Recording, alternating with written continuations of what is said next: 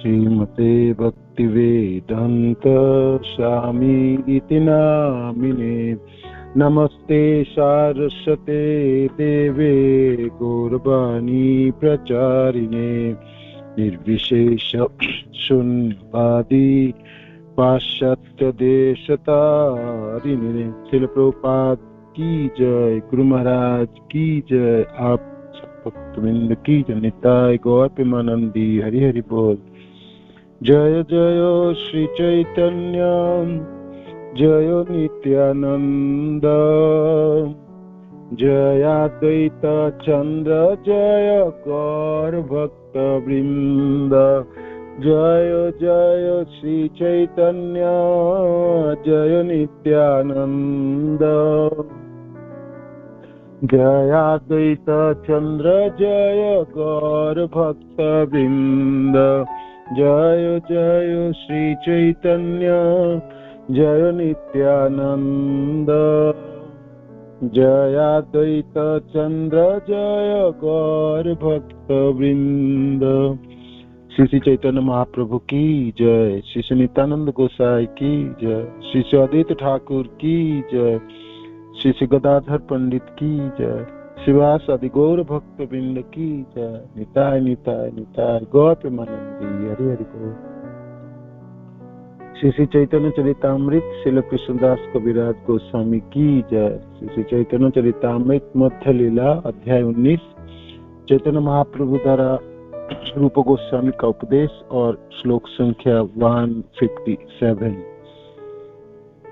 तो महाप्रभु रूप गोस्वामी को बता रहे हैं, शिक्षा प्रदान कर रहे हैं, उपदेश दे रहे हैं।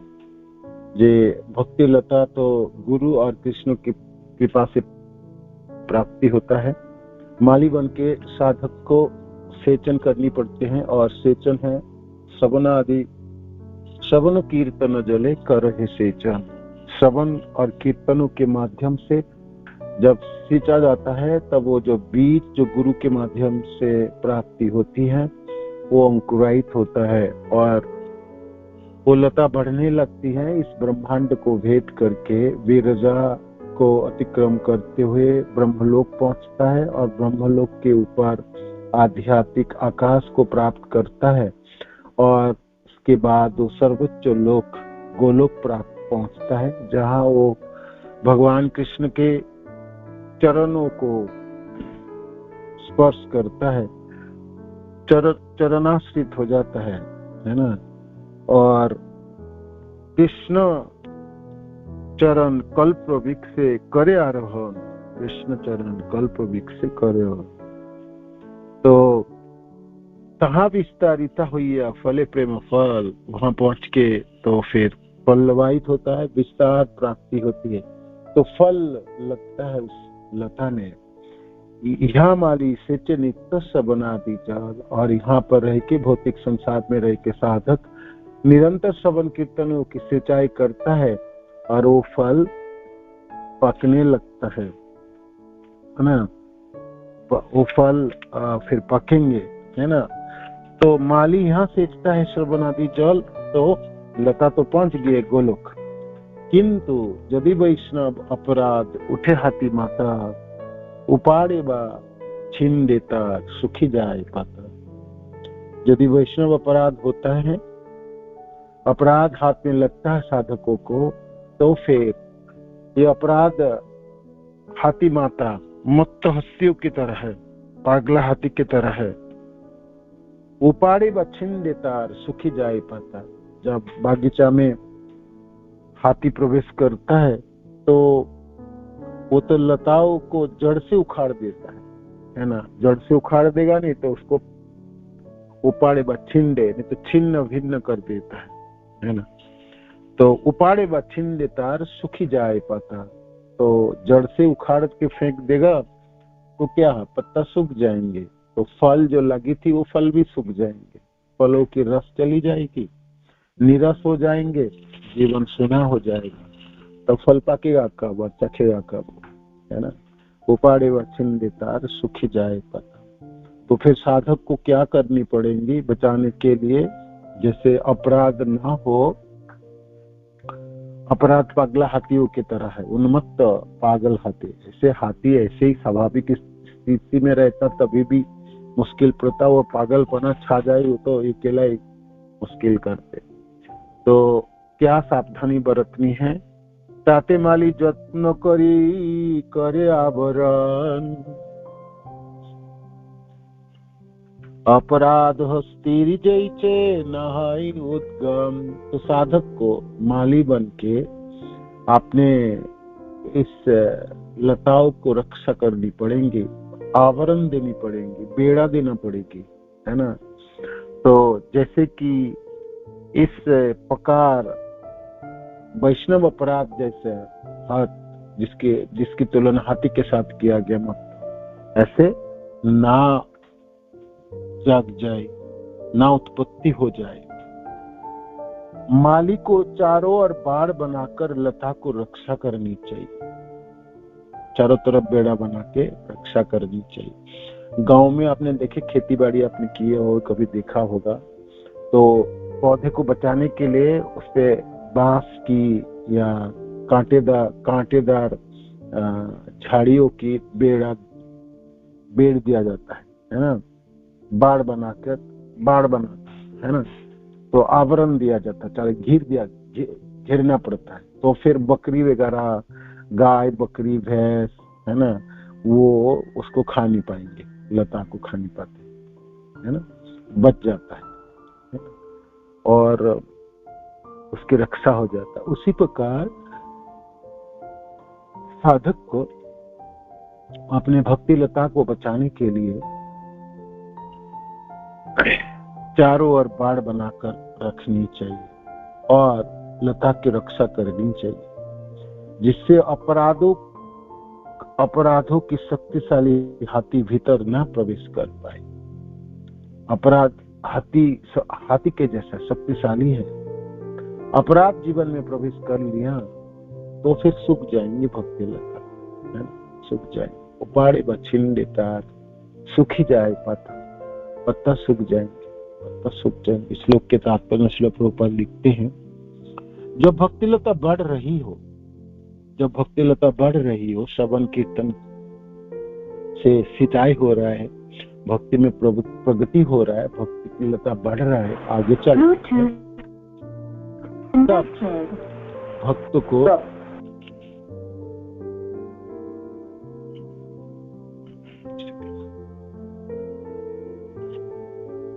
उसके चारों ओर बाड़ बनाकर उसकी रक्षा करनी चाहिए।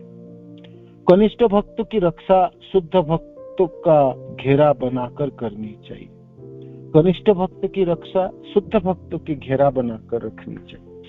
हमेशा ऐसा भक्तों की संगति होनी चाहिए जो आपसे ऊपर है, तो आपको रक्षा करे।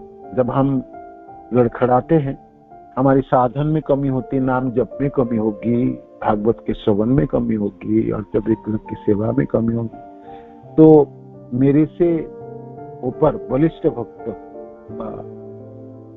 उच्च भक्त रहे तो मेरे को सलाह देंगे, समझाएंगे, मेरी रक्षा करेंगे, जो तुम ऐसा क्यों कर रहे हो, तुमको तो इस तरह से भक्ति करनी चाहिए, क्यों अपने समय खराब कर रहे हो। तो इसलिए श्रील प्रभुपाद लिखते हैं, कनिष्ठ भक्त की रक्षा शुद्ध भक्त का घेरा बनाकर करनी चाहिए।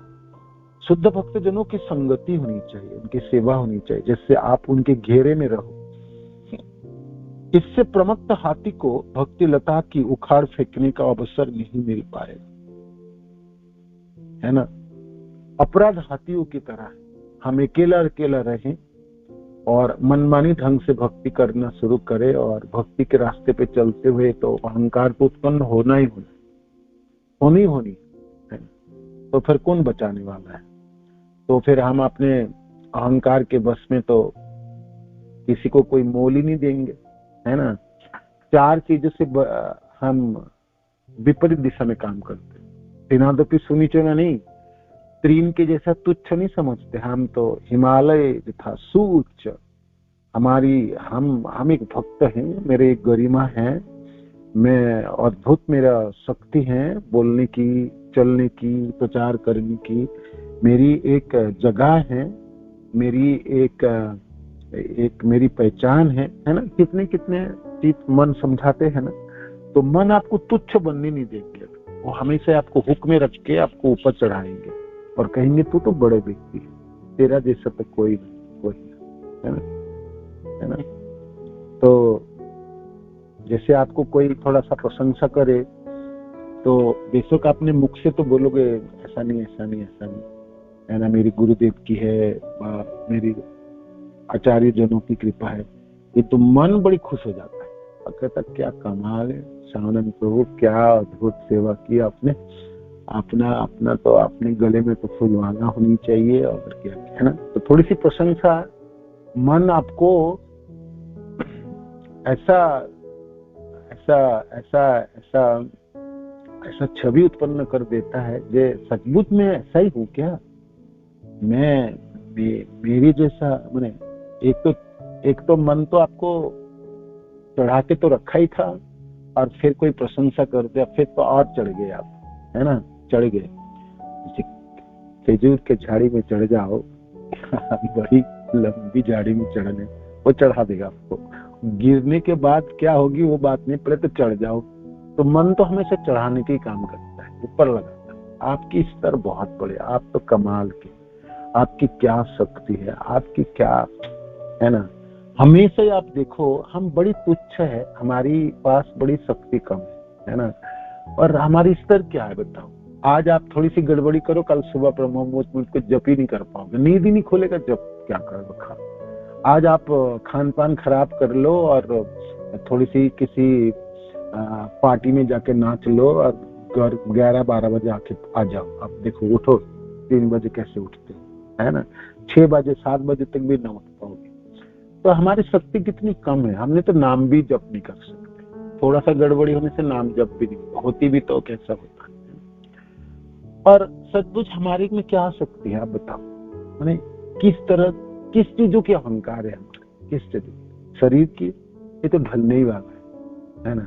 आपकी सुंदरता की तो देखते देखते गिर हो जाएगी, आपके शरीर की शक्ति आप देखते देखते चली जाएगी, है ना, देखते देखते चली जाएगी। आपकी सम्मान जस, है ना, आप देखोगे आज कोई सम्मान देता है तो कल आपको कोई पूछता भी नहीं है। जैसे सिपरा में रहता हूं तो लोग जानता है भाई शांत तो भक्ति करता है, थोड़ा तिलक कटता है, अच्छा व्यक्ति है या क्या उनके नजर में है। अब निकल के जाओ थोड़ी किसी बाजार में, आपको कोई ना पहचानेगा, है ना। तो कौन आपको सम्मान देता है, कोई देने वाला, कुछ नहीं देने वाला, ठीक है ना। तो हमारे एरिया में रहते हैं और हमने जनों के साथ रहते तो हम भक्तों के क्या देखो मेरा क्या गरिमा है, क्या गरिमा है। किसी जगह में जाके देखो आपको क्या गरिमा है और क्या है, पता चलेगा कुछ नहीं। तो एक्चुअली हमारी जो पहचान है, हम सचमुच तुच्छ व्यक्ति है। और महाप्रभु वही कहता है ये आपको नीच होने से क्या होगी, आपकी शरणागति होगी, भरोसा होगी कृष्ण में, है ना। अहंकारी होने से तो आप भरोसा करोगे नहीं, आप तो अपना पुरुषार्थ करोगे, जब मैं खुद कर लूंगा, दूसरे को क्या जरूरत है मेरे, है ना, मैं अकेला ही कर लूंगा सब कुछ, है ना, मेरी अधीनस्थ में हो सब लोग, पता है। तो मन बेवकूफ बनाता है, मन आपको हमेशा चढ़ा के रखता है, तो कभी आपको छोटा होने नहीं देते, है ना, अधीन होने नहीं देंगे। तो अपराध में फंसी जाएंगे हम, क्यों नहीं फंसेंगे, हम तुच्छ बने नहीं और हम अपने को बड़ी महान बनाते हैं। तो जहीं भी आप जाएंगे भक्त के समाज में पहुंचोगे, आपको सम्मान दिया नहीं और आपकी क्रोध जाग उठी और आपने तो बोलना शुरू कर दे, ये नहीं वो नहीं। आप सोचो विनम्रता में सिखा जपा क्लास में, मैं तो विनम्र होना है, मेरे को तो चुपचाप रहना है और मैं तो नम्रता है ना, थोड़ी समय तक तो आपको संभाल पाओगे, है ना। और कुछ समय के बाद आपके अहंग में ठेस पहुंचेगा, आप फिर बोलना शुरू करो, और जब बोलना शुरू करोगे तो बस हो गया आपका, है ना। इतने सालों का भक्ति करते हो आप लोग, पागल हो गए, कुछ नहीं है, कोई सम्मान नहीं है, कोई हरे कृष्ण नहीं है, कोई खातिर नहीं है, कोई प्रसाद नहीं है, कोई पानी नहीं, है ना, यहाँ कोई बड़े छोटे पे लिहाज नहीं है। इतना सालों से मैं सेवा कर रहा हूँ, मैं प्रचार कर रहा हूँ, इतने जनों को भक्त बनाए, मेरा कोई पोजीशन नहीं, स्तर नहीं, तुम लोगों ने तो बड़े छोटे में गिनती करने नहीं छोड़ रहा हूँ, जिसको मर्जी छोटा बड़ा बराबर कर देता हूँ। मैंने क्या क्या बोलोगे आपको पता ही नहीं, बोलते बोलते आपने कहाँ पहुंच जाओगे आपका कोई ठिकाना नहीं। घुस गई आपकी हत्या आपके जीवन, है ना, अपराध घुस गई आपको तो पता ही नहीं चलेगा कि आपके बागीचा में पागला हाथी घुसा है। वो तो आपकी भक्ति लता को उखाड़ के फेंकेंगे, वो पाड़े व छीन लेता सुखी जाए। हो गई आपका घर, जब वापस आओगे आपका भक्ति जल गई, सब चली गई, खत्म हो गई, उसके जड़ें नष्ट हो गई। हमने सोचा मैं तो बहुत ठीक ठाक करके, मैंने बोला ना सबको, मैंने तो सिखाया सबको, समझाया ना, सब समझ नहीं रहा था, मैं ठीक समझा के आया। समझा के आप नहीं आए हो, आप अपनी भक्ति जला के आ गए। वो तो आपको पता चलेगी आने वाले 2-4 महीने, जाने दो, जब आपके नामों में रुचि उठ जाएगी और नाम जपने में आपको बड़ी भारी भरकम लगेगा। जब आपकी 16 माला जप करने ही आपकी नानी याद हो जाएगी, 32 या 64 माला तो दूर की बात है ना। तो अपराध जैसे हस्ती जैसे ना घुस पाए आपके जीवन में, आप अहंकारी ना हो जाओ, तो महाप्रभु आपको 4 चीज सिखाए।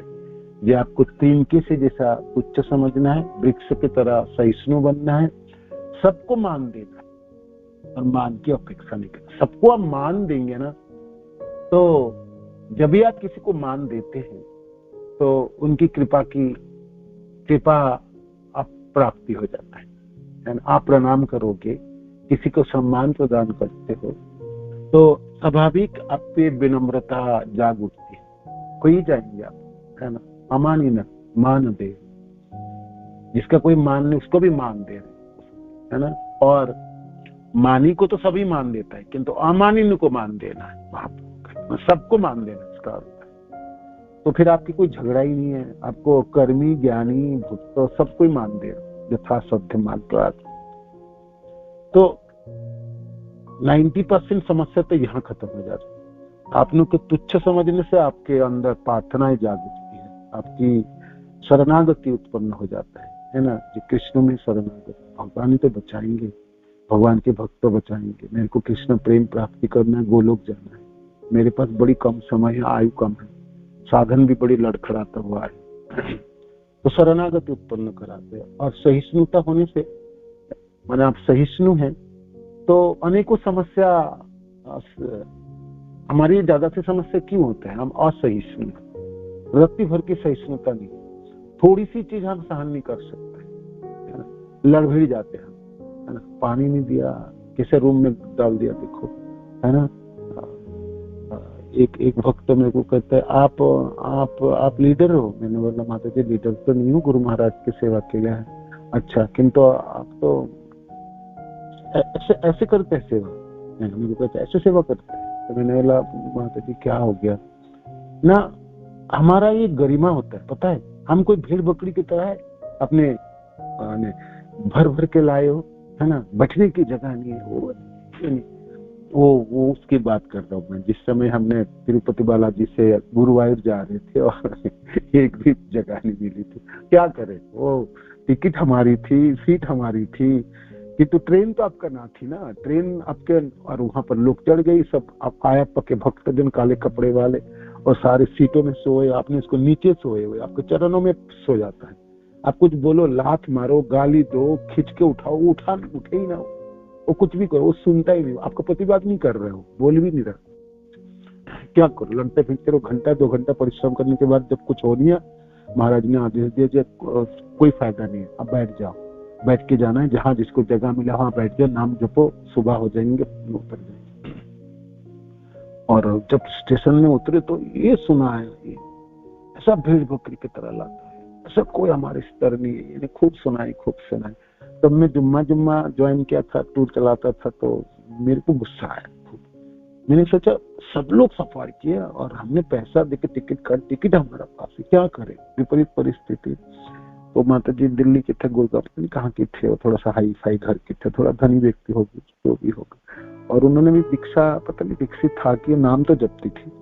तो खूब सुना है, महाराज चुप रहे, महाराज को पता है स्थिति खराब हो गई, हम संभाल नहीं पाए। तो मेरे को बिल्कुल सहन नहीं आया ना, जब महाराज को भी पर बोलने लगे, तब तो मैंने कहा देखो माता जी, आपको जाना है तो चलो, नहीं जाना तो आपको यहीं छोड़ देता, है ना। इसी स्टेशन से आप अपना पैसा निकालो और अपना प्लानिंग बनाओ और घर वापस जाओ, है ना।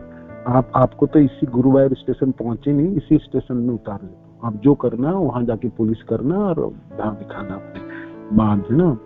तो खूब डांटा, तो मैंने को आया गुस्से से डांटा। तो महाराज कहते हैं, और मैं तो डांट लिया उस समय, तो कुछ बोलेंगे नहीं। मैं जब किसी को आप डांटते हो, मैंने क्रोध होता है, उत्पन्न होता है, आप उत्तेजित हो, उस समय आपको कोई सामान आपको समझाने भी आएंगे ना, उसके ऊपर भी आप टूट पड़ोगे। तो महाराज ने देखा मैं भी कुछ बोलूंगा तो मेरे ऊपर ही टूट पड़ेगा, तो गुरु शिष्य की संबंध भी चली जाएगी। तो महाराज ने अपने शांत रहे, तो महाराज हम ही से शांत रहे थे। तो थोड़ी देर बाद महाराज मेरे पास आए, कहते हैं देखो ये हमारी कर्तव्य है, हम उनको लाए तो तथाविधि सम्मान हमको देना चाहिए।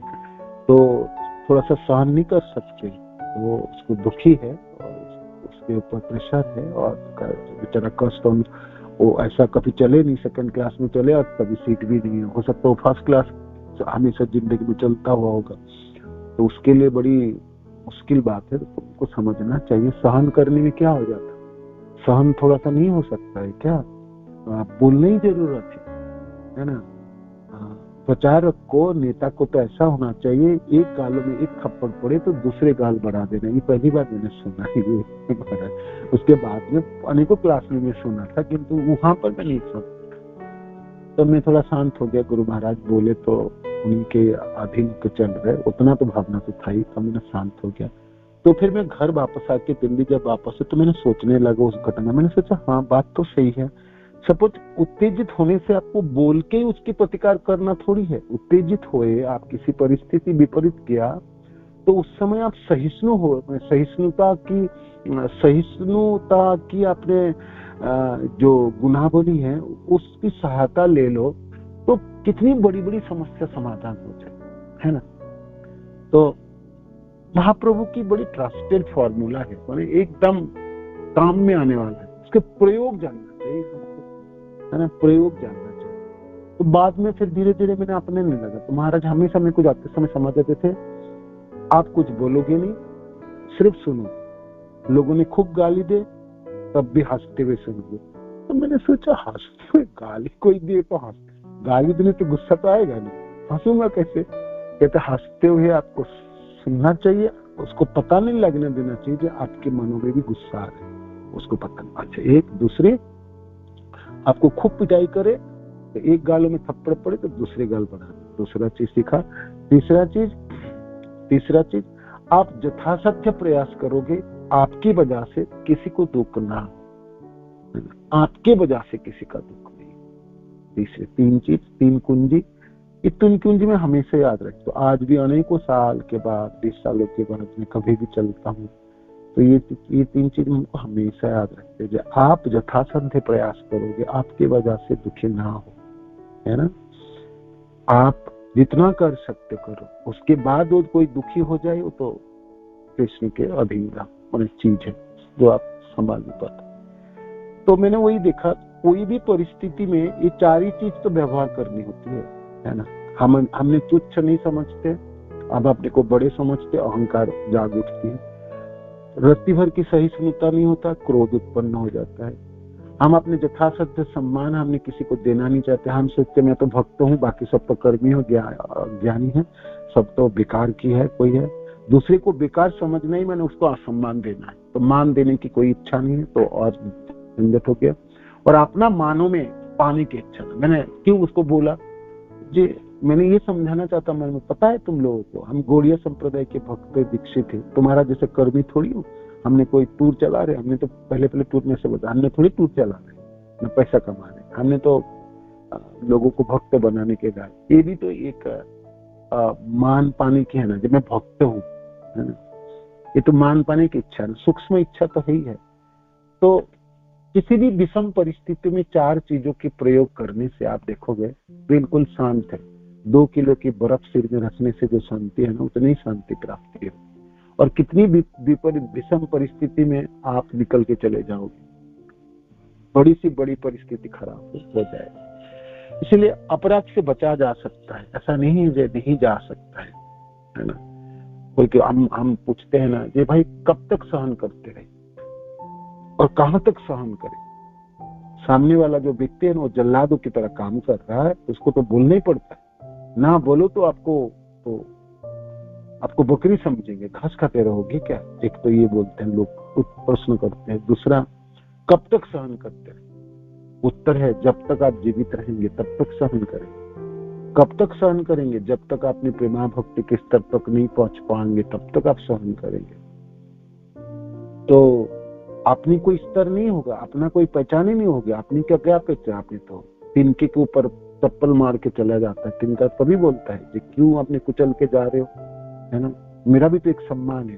तो तीन नहीं है, महाप्रभु आपको तिनके नहीं बनने के लिए बोलता है। त्रिनादपि सुनी चाहिए, तिनके से भी नीचे बोल रहे हैं, उसके भी नीचे, माने आप अपने तुच्छता के अनुभव करो।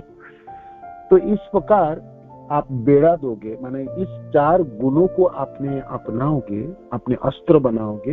ये एक आवरण है, भक्ति लताओं को बचाने के लिए एक बाढ़ है ना, और ये सशक्त बाढ़ है ना। ये 4 पिलर है ना, जो एकदम पत्थरों की पिलर, एकदम ये टूटने वाला नहीं है। और उस 4 पिलारों के चारों तरफ अपने बाढ़ देगी, और उसके बीच में आपके भक्ति लता है। कोई स्पर्श करके दिखाए, वो घुस ही ना पाए। पागलाहट, अपराध जैसा हस्ती प्रवेश ही नहीं कर पाएगी, है ना।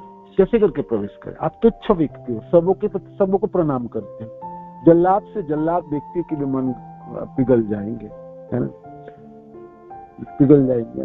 कोई भी व्यक्ति बिल्कुल पिघल। आप मान लो कोई बोलता आपको तो कुछ आता जाता है, जैसे वो वृंदावन में आए थे ना वल्लभाचार्य, तो रूप गोस्वामी पाद को कहते ये श्लोक गलत है, इसको ठीक नहीं है। रूप गोस्वामी पाद को पता है ये मेरी ठीक लिखा हूँ और ठीक ठाक है हर तरह से, किंतु कहते ठीक बोलते हैं बहुत अच्छा है आचार्य, आपने दया किया, देखा मेरा ग्रंथ को कोई ठीक नहीं करता, मैं सोचता मैं ठीक लिख रहा हूँ, अपनी कृपा की।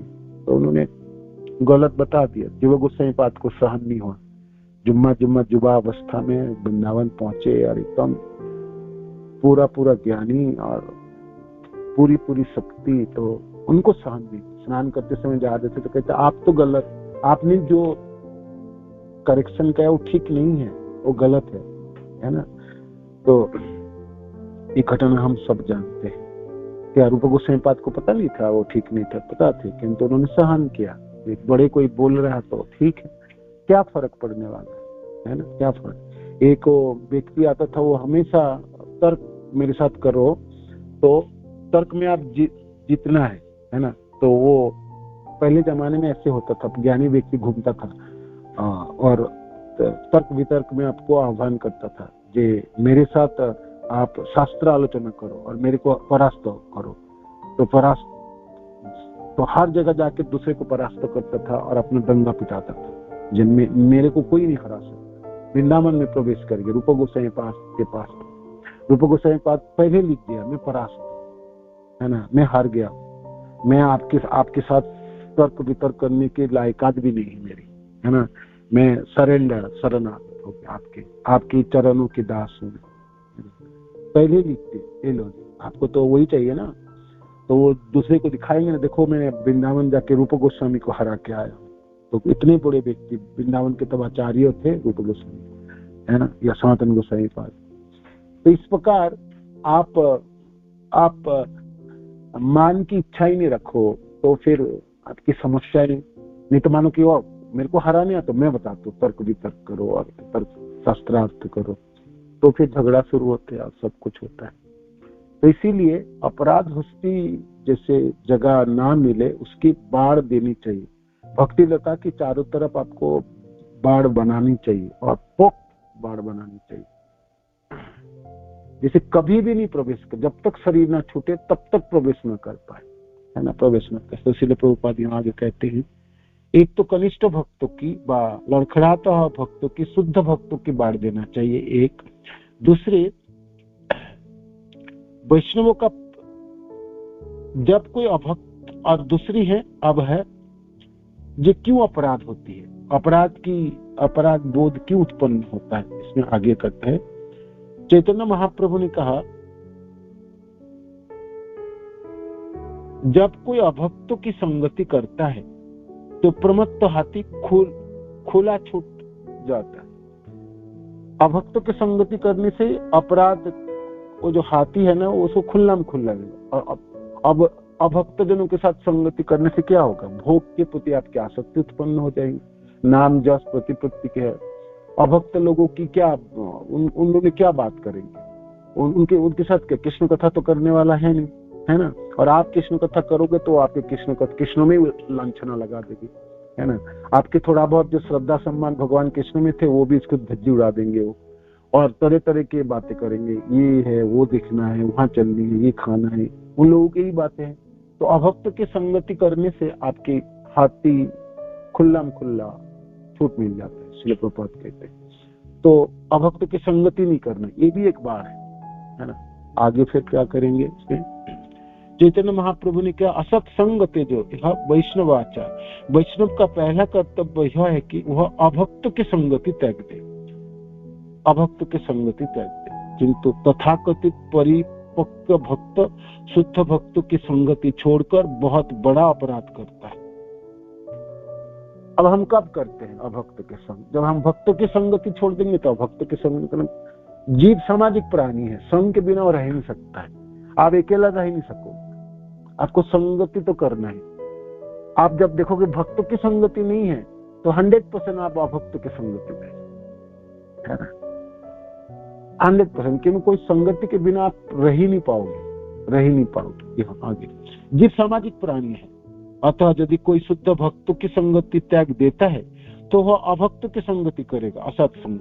अभक्तों के संपर्क में आने से तथा अभक्तिमय कार्य में व्यस्त रहने से तथाकथित परिपक्व भक्त प्रमत्त हाथी रूपी अपराध के प्रभाव से आ जाता है।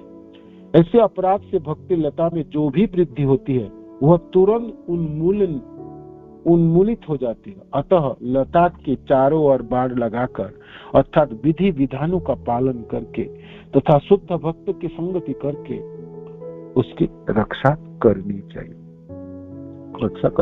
आगे यदि कोई यह सोचता है कि कृष्ण भावनामृत संग में अनेक झूठे भक्त या अभक्त है, फिर भी उसे संग से जुड़े रहना चाहिए। मानो कि आपको लगता है इस्कॉन में ना बड़ी झंझट है, ये इतने सारे लोग है ना, ये कोई लोग तो भक्ति नहीं करता। बात सही है, इतनी बड़ी संस्था है ना, लोग लालच में आ जाता, घुस जाता। कोई कहता प्रेसिडेंट बनूं, कोई मैनेजर बनेंगे, कोई विदेश जाने की इच्छा रखता है, कोई धन कमाने की इच्छा है, कोई जस कमाने की इच्छा रखता है। बहुत बड़ी संस्था है ना, कोई सोचता है इसमें घुस जाओ तो खान पान की चिंता नहीं है, नौकरी नहीं करना पड़ेगा, है ना, बड़ी झंझट है, और हमने इसी रूम में बैठ के अपना मैनेजरी करते रहूंगा। कितनी तरह तरह के है ना, हर तरह के व्यक्ति इस कौन में समा जाता है। तो प्रभुपाद कहते हैं अभक्त लोगों की मानो की है जमायत है तो जगह, तभी भी इस कौन को छोड़ के नहीं जाना चाहिए। क्यों? यदि कोई यह सोचता है कि संघ के सदस्य शुद्ध भक्त नहीं है तो वह सीधे गुरु की संगति कर सकता है, और यदि कोई संदेह हो तो उसका निवारण गुरु से करवाना चाहिए, है ना। मानो कि कोई भक्त के संगति कर रहा है और देखा वो भक्त ही ठीक नहीं है, तो फिर आपने गुरुदेव की संगति करो ज्यादा से ज्यादा, है ना। और गुरुदेव की संगति करके भक्तों की संगति सीखनी चाहिए, किस प्रकार भक्तों की संगति करना चाहिए। हमारे गुरुदेव हमेशा कहते हैं लाभ ट्रस्ट कोऑपरेशन। लाभ ट्रस्ट कोऑपरेशन तब होगी जब चार में महाप्रभु के त्रिनाथ सुनिचन श्लोक को अपने कंठस्थ करेंगे, आत्मसात करेंगे, हृदयंगम करेंगे, उसके मुताबिक जीवन धारण करने के लिए प्रतिज्ञाबद्ध रहेंगे, संकल्प करेंगे, है ना। अपने आप प्रेम हो जाएंगे, अपने आप प्रेम उत्पन्न हो जाएंगे, अपने आप विश्वास भी उत्पन्न हो जाएंगे।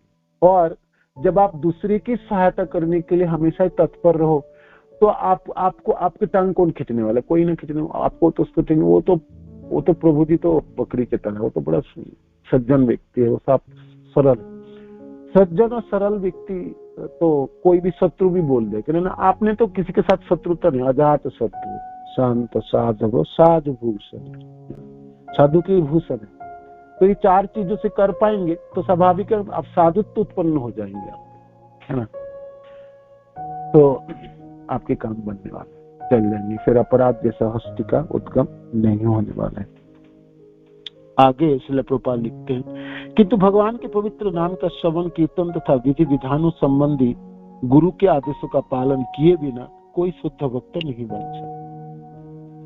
अब नाम जपने के बिना और गुरु के आदेश के पालन के बिना शुद्धता उत्पन्न नहीं होगी, मनमानी ढंग से शुद्धता उत्पन्न होने वाली नहीं है ना।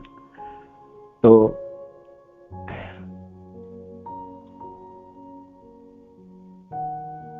केवल मनोकल्पना से उसका पतन होगा। अभक्त की संगति करने से वह नियमों का उल्लंघन करता है, जिससे उसका विनाश हो जाता है। श्रील रूप गोस्वामी ने उपदेशामृत कहते हैं, अत्याहार प्रयासश्च प्रजल्प नियमाग्रह जनसंघश्च लोलभश्च षड्वीर भक्ति विनाशति। ये 6 चीजों से भक्ति विनाश हो जाता है।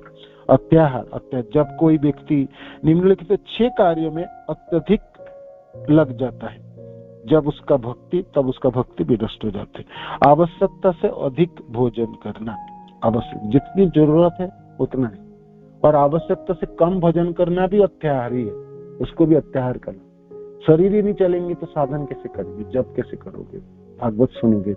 आप सुबह उठ के आपके शरीर में रत्ती भर की शक्ति नहीं है, नाम जपोगे कैसे, उच्चारण ही नहीं कर पाओगे, मन में करनी मन, तब तो आप करेंगे अपना कैसे भी करते होगा, तब मन में जपोगे, और जपते जपते आपने सो जाओ, शरीर में शक्ति नहीं है, थोड़ा सा अपनी जागृत रख पाओ। तो उतनी तो जरूरत है। खूब ज्यादा खाना और न खाना बिल्कुल शरीर के मुताबिक न हो, दोनों अत्याहार है ना, जानते हैं। तो ये है आवश्यकता से अधिक भोजन करना या आवश्यकता से अधिक धन संग्रह करना। धन जितना जरूरत है उससे ज्यादा संग्रह करना, वो भी अत्याहार है। जिन संसारी वस्तु के प्राप्त कर सकना अत्यंत कठिन हो, उनके लिए अत्यधिक प्रयास करना। जो मिलने वाला नहीं उसके लिए अथाह प्रयास करना। आयु निकल जाएंगे, समय निकल जाएंगे, सब चली जाएगी, है ना। कभी कभी पागलपना छता है, जो पहले तो आपने इतना पैसा इकट्ठा कर ले, थोड़ा सा गाड़ी सब खरीद ले, उसके बाद देखा जाएगा भक्ति होगा, तब करेंगे। वो होगी कब करो, अत्याधिक प्रयास है। तो अत्याहार प्रयास, ये प्रयास मैंने पूरे शक्ति लगा दो किसी चीजों को प्राप्ति करने की, है ना। तो ये है। और आगे है सांसारिक विषयों के बारे में व्यर्थ बातें करना, प्रजल्प करना।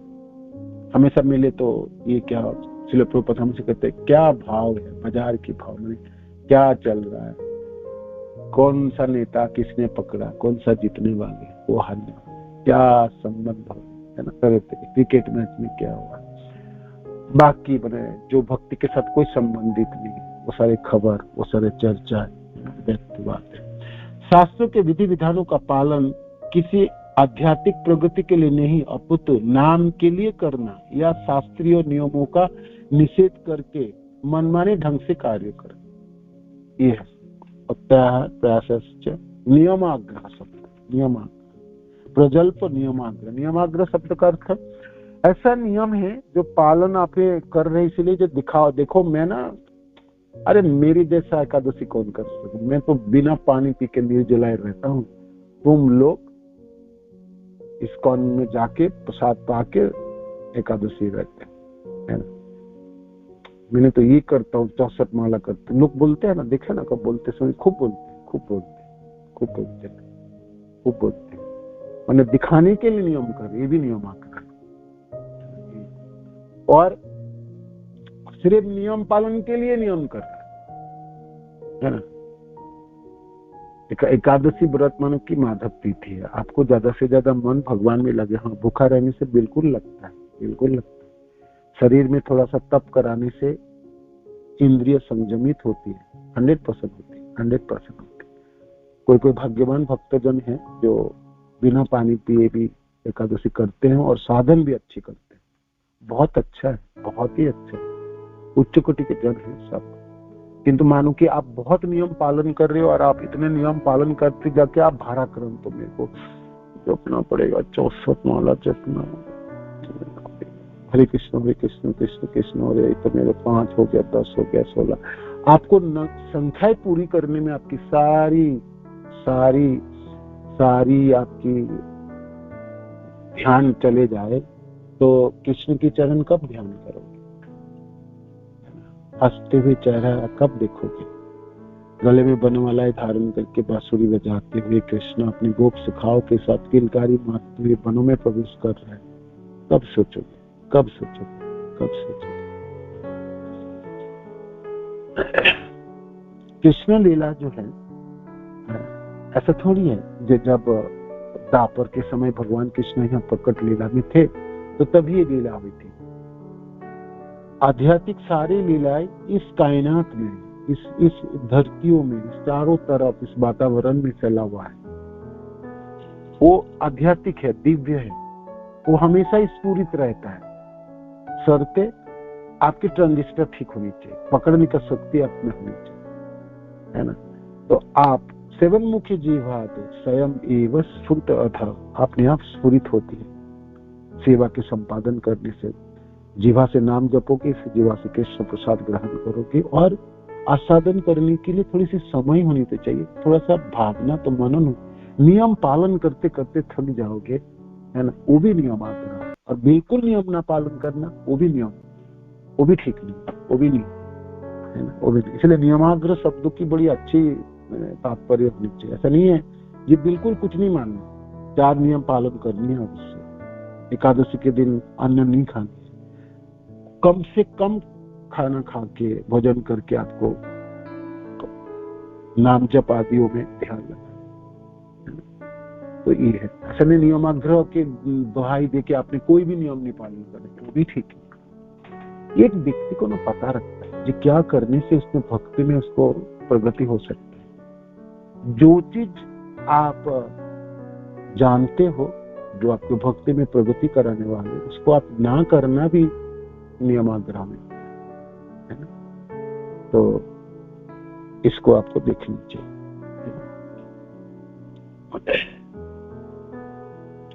मनमाने ढंग से कार्य करना, और मन कुछ नहीं होता है, ये सब बोलता रहता है, ऐसा थोड़ी है। देखो बाहर के लोग कैसा खाता पीता घूमता रहता है, एकादशी के दिन कोई नियम पालन करता है, वो भी तो कैसा हट्टा कट्टा जीता है और कितना हंसता है, देखो। और हम भक्ति करके हम सीखते चले जा रहे हैं और वो बढ़ते चला जा रहा है ना। तो आपके मन में संदेह उत्पन्न हो जाता है ना। तो जितनी सामर्थ्य है नियम पालन करके, शर्तें आपको नाम जप बहुत अच्छे होने चाहिए, मनन स्मरण बहुत अच्छे होने चाहिए। एकादशी के दिन आपने स्फूर्ति के साथ भजन साधन किए, द्वादशी के दिन उठ के उतनी और आपकी उमंग और बढ़ जाए जिनमें और अच्छी तरह से करें। तो आप सोचो वह आपने ठीक से नियम पालन किया। तो आपको खुद ही पता होना चाहिए एक साधक को, जो मेरा प्रगति किस किस किस चीजों में होगी, कैसे कैसे करके मैं अपने को प्रगति कर पाऊंगा। शर्तें अपने खोला मनों से आपको रहना है। भाराक्रांत रहोगे और किसी चीजों के ऊपर लगे रहोगे, नियम ही पालन करते रह जाओगे और सालों साल वही चीज करो, रिपीटेटिव करते रहो, जंत्रवत हो जाए, है ना। कुछ अनूठा करना चाहिए। अनूठा करना चाहिए शब्द का अर्थ कृष्ण में मन लगनी चाहिए।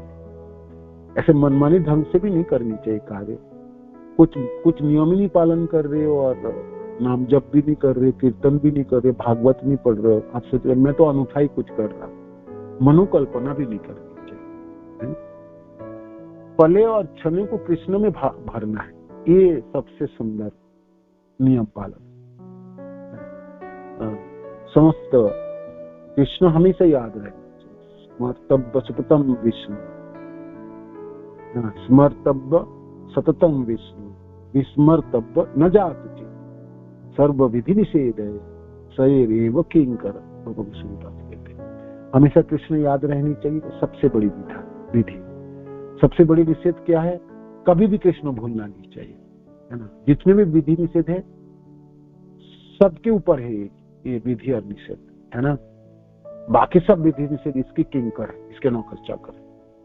कृष्ण हमेशा याद रखना चाहिए, हमेशा याद रहनी चाहिए, और कृष्ण कभी भी भूलना नहीं। कृष्ण सबसे बड़ी विधि है, हमेशा कृष्ण याद रहे। और निषेध क्या है? कभी भी कृष्ण ना भूल जाए, है ना। तो ये है आपके नियम, है ना। बहुत ज्यादा नियम आग्रह से भी आपके समस्या। और आगे है कृष्ण भावनामृत में रुचि न रखने वाले संस्कारी प्रवृत्ति वाले लोगों की संगति करना। ऐसे हम में कृष्ण भावनामृत नहीं है, हम मन जबरदस्ती करके लगाना पड़ता है, और इसके ऊपर कोई अभक्तों और कोई संसारी लोगों के साथ हमने मिलजुल बढ़ा ले तो हमारी जो रत्ती थोड़ा बहुत बचा था वो भी चली गई। जैसे कड़वी नीम है ना, कड़वी करेला कड़वी है और उसको नीम के पेड़ में चढ़ा देते, उसमें और कड़वी बढ़ जाएंगे, होगे ना। हमारे में खुद ही रुचि नहीं उत्पन्न हुई और बड़ी लड़खड़ाता भक्ति है और बहुत मनों को संयमित करके 16 माला जपना पड़ता है। हमने कितने महीने से हमने जपा क्लास कर रहे हैं और हमने रोज एक ही संकल्प लेते हैं, कल मैं ठीक से जप करूंगा। और आप सबको पूछ के, तो मैं भी पूछता हूँ, मैं अपने को भी पूछता हूँ, मैं तो भाई इतना क्लास करता हूँ, बोलता हूँ, कहाँ जप में प्रगति हो रहा है। किंतु हाँ, प्रयत्न हम कर रहे हैं, प्रयास कर रहे हैं। बड़ी समस्या है ना, भक्ति इतना आसान थोड़ी है कर पाना, और अच्छी भक्ति कर पाना तो कोई बिरला व्यक्ति करते हैं। भक्ति करना शुरू करना ही व्यक्ति बिरला होता है, रूप गोस्वामी पाद की शिक्षा में हमें दिख क्या है। तो फिर और अब हमने भौतिक लोगों के साथ मिलजुल कर ले तो फिर कैसे होगी। तो हमारे जो थोड़ी बहुत जो भावना जमी थी वो भी चली जाएगी। तो इसीलिए कृष्ण भावनामृत में रुचि न रखने वाले संसारी प्रवृत्ति वाले लोगों की संगति करना तथा भौतिक उपलब्धियों के लिए लोभ रखना, जस पाना, मान पाने की इच्छा है ना। गुरुदेव हमेशा कहता है कांचन और काननी, है ना, धन प्राप्ति करने के लिए या पुरुष के लिए स्त्री या स्त्री के लिए पुरुष, वो दो। और लोभ, मेरे को बड़ा व्यक्ति है ना, मेरी एक स्तर है, मेरी एक नाम है ना, ये बहुत बड़ी विपत्ति करता है। भक्ति में रास्ते में चलते हुए ये सूक्ष्म प्रवृत्ति जाग उठती है। कर्मी के जैसा हमने उतना लड़भीड़ नहीं लड़ते, वो समस्या चली जाती है, किंतु भक्ति करते हुए भक्तों के समाज में मेरा लोभ होता है जो मेरे जस बने, मेरे को लोग सम्मान दे। ये ना बिल्कुल इस ऐसा भावना है ये, आप इसको निवारण कर पाना बहुत ही मुश्किल है, बहुत ही मुश्किल है। भक्ति करते ही जाके आपको लगे मैं तो पुराना हूं ना, 2 साल 4 साल 10 साल 15 साल हो गया, मेरा एक स्तर है, मेरी एक सम्मान है। जब सम्मान कोई दे रहा तो बड़ी अच्छा लगता है। और मैं सोचता हूँ किसी दिन किसी सम्मान नहीं मिलता ही नहीं, होता ही ना किसी जगह, तब बड़ी गुस्सा आ जाता है, क्या है ना, कोई बेकार है, वो जगह में जाना ही नहीं चाहिए, बेकार है, उससे कोई भक्त नहीं होता, कोई पहचान नहीं। तो हो गया ना विचार। तो आप किधर से भी देखोगे, इस 4 चीजों के आप अपनाओगे तो आपके सारी समस्या के समाधान होगा। श्लोक की 4 चीज। तो ये बाढ़ की बात है, बाढ़ देने की बात है, भक्ति को बचाने की बात है। अपराध हस्तिर जैसे ना है ताते मालिक जत्न करे आवरण, ये जत्न करने की बात है ना, जत्न करने की बात है। आगे है, आगे और भी आएगा। हाँ, अपराध की बात तो सही है, उसके अलावा और भी चीज है आगे के श्लोक में। हाँ, 158 159 ये 2 श्लोक में कल हम पढ़े, ठीक है। 158 159 160 इसी के ऊपर बात चलेगी। 161 पे निवारण करने की शक्ति बताए, ठीक है, तो वो कल पढ़ेंगे। श्री प्रभुपाद की जय, गुरु महाराज की जय, आप सब भक्तजन की जय। गीता गौर प्रेमानंद हरे कृष्ण। धन्यवाद प्रणाम सभी को।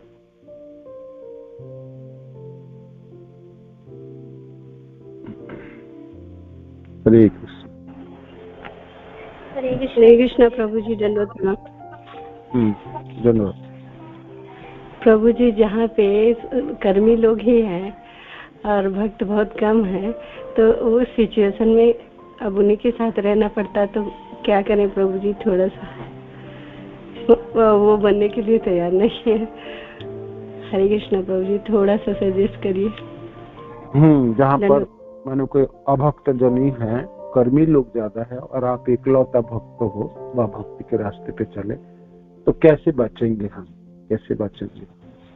बचने की एक ही रास्ता है, आपकी भक्ति बहुत अच्छी तरह से करना, आपकी साधन बहुत अच्छी तरह से करनी पड़ेगी, नाम जप बहुत अच्छी तरह से करनी पड़ेगी। तो ऐसे भी जब हम भक्ति कर रहे थे तब हम अकेले ही थे, देखोगे भी घर में भी मैं अकेला ही था, और ऐसा नहीं है जो घर के सब लोग एक साथ भक्ति करना शुरू करते हैं। और दूसरी बात है, जो लोग भक्ति करते हैं उसके संग पाने के लिए लालसा रखोगे, और जहां जहां भक्त है, दूर दूर जगह में भी भक्त है, वहां मिलने के लिए आपने समय देके जाओगे, मिलोगे, है ना। ये है तीसरी बात है।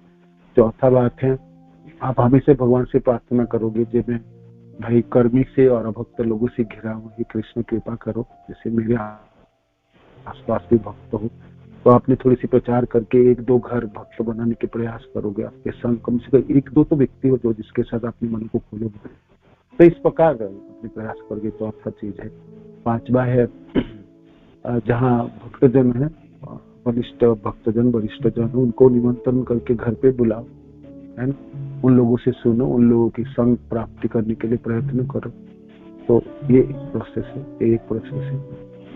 और उत्सवों के दिन, कार्तिक के व्रत आदि सब वृंदावन में और आसपास जाके मनाओ, तो आपके आप में निष्ठा बढ़ेगी, रुचि बढ़ जाएगी, तो सामर्थ्य हो जाएंगे। तो फिर आप पता भी चलेंगे जो अभक्त लोगों के साथ, कर्मी लोगों के साथ कैसे रहा जा सकता है ना। मैंने तो वो सीख जाओगे, कला सीख जाओगे, तो ऐसे करके भी आप बच सकते हैं। ठीक है ना। हरे कृष्ण, हरे हरे कृष्ण। प्रभु जी दंडवत प्रणाम। धन्यवाद, धन्यवाद। हाँ प्रभु जी, आप जो अभी 4 कुंजियों के बारे में काफी समय से बता रहे हैं, क्षमा चाहते हैं प्रभु, मैंने वो लिखे नहीं है, 2 लिखे हैं, आप बताइए ना 4 कौन सी है? दो क्या क्या लिखे आपने, बताइए पहले 2 बताइए क्या लिखे आपने। प्रभु, स्वयं को तृण से भी अधिक से नीचे मानना, और दूसरा है अमानी न मान देना, मतलब मान की भावना नहीं रखना स्वयं की। हाँ, ये तो लिखा आपने। अमानी न मान देना, अमानी न मान देना शब्द में है, जिसका कोई मान नहीं है, तुच्छ से तुच्छ व्यक्ति को अपने मान देना, दूसरे को मान देना। ये तो 4 चीज है। पहला है तिनके से भी आपको तुच्छ समझना, दूसरा है करोड़ सहिष्णु, वृक्ष के जैसा सहिष्णु बनना, पेड़ के जैसा सहिष्णु, पेड़ वृक्ष के जैसा सहिष्णु बनना, ये दूसरी है। तीसरी है अमानी को भी मान देना है, जिसका कोई मान नहीं, छोटा से छोटा व्यक्ति एकदम बेकार है, अज्ञानी, अधम, पामर, जिसका कोई मान नहीं, उसका भी मान देना है, और अपनी मानों की इच्छा नहीं करनी। ये 4 है। ठीक है माता जी? जी प्रभु, धन्यवाद। इनके से नीचे और ये बाकी 2 4 हो। ठीक है जी प्रभु, धन्यवाद। जी धन्यवाद।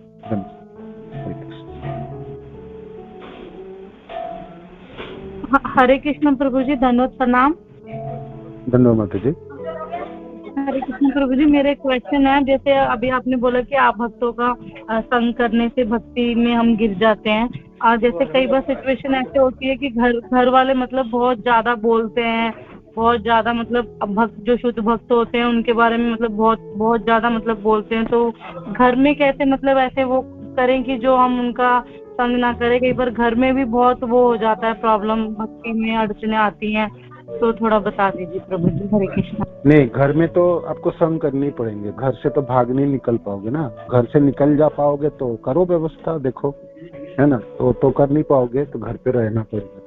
तो उसके लिए आपको सबसे अच्छे अस्त्र है, आपको सहिष्णुता बढ़ानी, वृक्ष के समान से आप अपनी सहिष्णुता बढ़ाओ, सहने की शक्ति को बढ़ा दो। सहने की शक्ति बढ़ा दोगे तो आपका काम बन जाएंगे,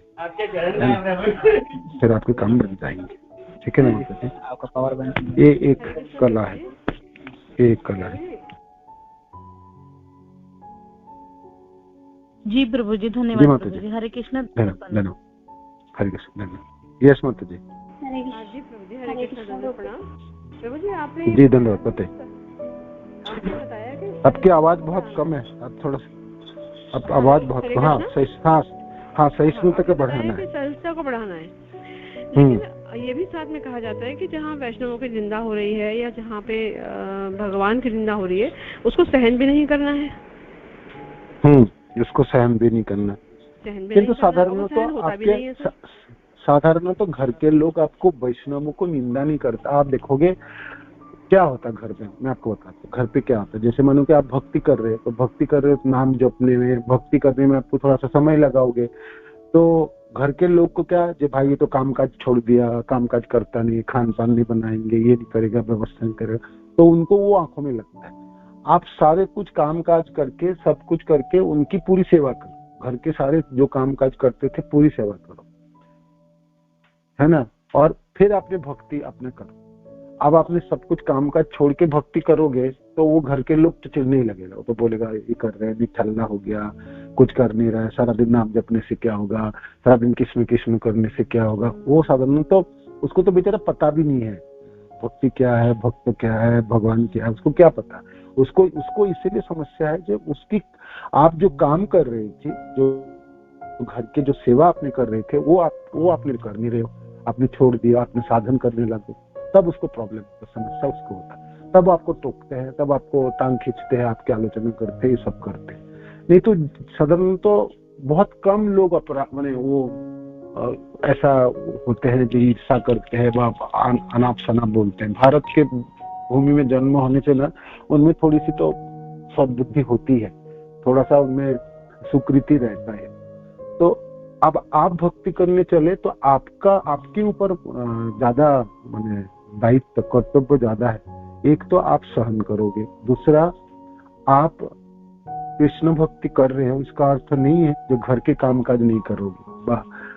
घर के लोगों को आप सोचोगे मैं तो बहुत बड़े हो गया हूँ, इन लोगों तो अभक्त है और ये लोग तो कुछ जानता है नहीं, तो ये तो बेकार है, इन लोगों के सुन करना ही बेकार है। तो आपकी भावना परिवर्तन नहीं करनी है ना। सॉरी प्रभु जी, ठीक है, हाँ जी, ये पॉइंट नहीं है।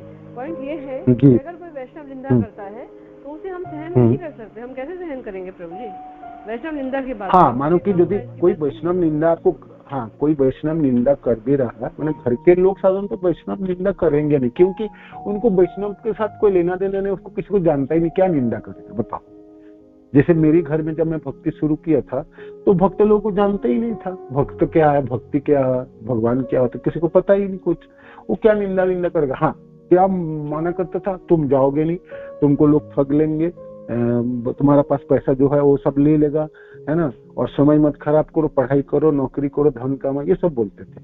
तो घर के लोग जानबूझ के किसी वैष्णव की निंदा करता है तो फिर नहीं सुनना, वो तो नहीं सुनना, वो तो बिल्कुल नहीं सुनना। आप बिल्कुल सुनोगे नहीं, आप कहोगे कि देखो आप निंदा नहीं करो उनकी, मैं तो आपका जो काम है वो मैं कर देता हूँ, और फिर वो निंदा सुनना भी नहीं चाहिए। किंतु साधारण तो मैं नहीं देखा जो अभक्त लोग व कर्मी लोग किसी वैष्णव की निंदा कर रहे हैं, बहुत कम होता है ये चीज।